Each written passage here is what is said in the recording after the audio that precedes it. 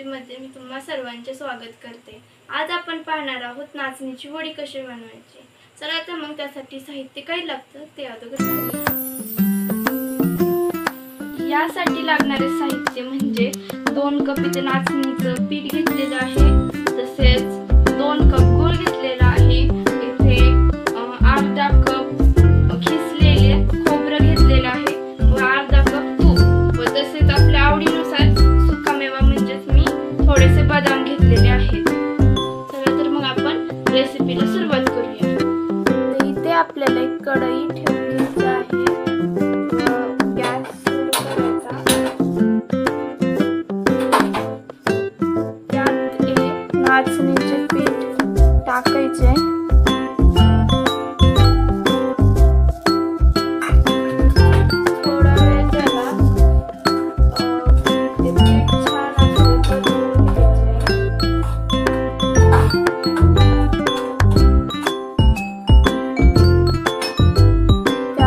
साजूक तूप टाकायचे,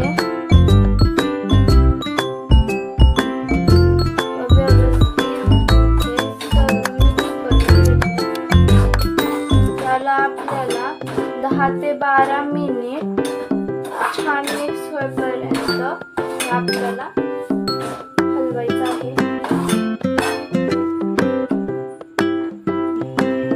आता यामध्ये आपल्याला थोडं गूळ टाकून घ्यायचं आहे।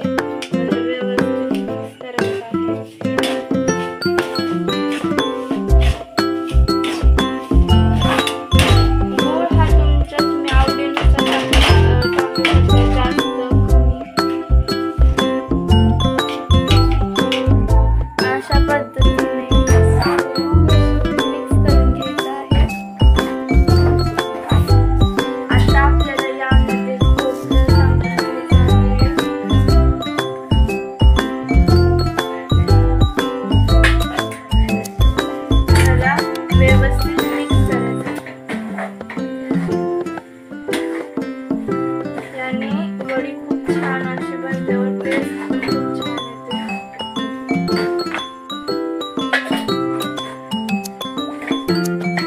सर्व मिश्रण एकजीव करून घ्यायचं आहे व्यवस्थित।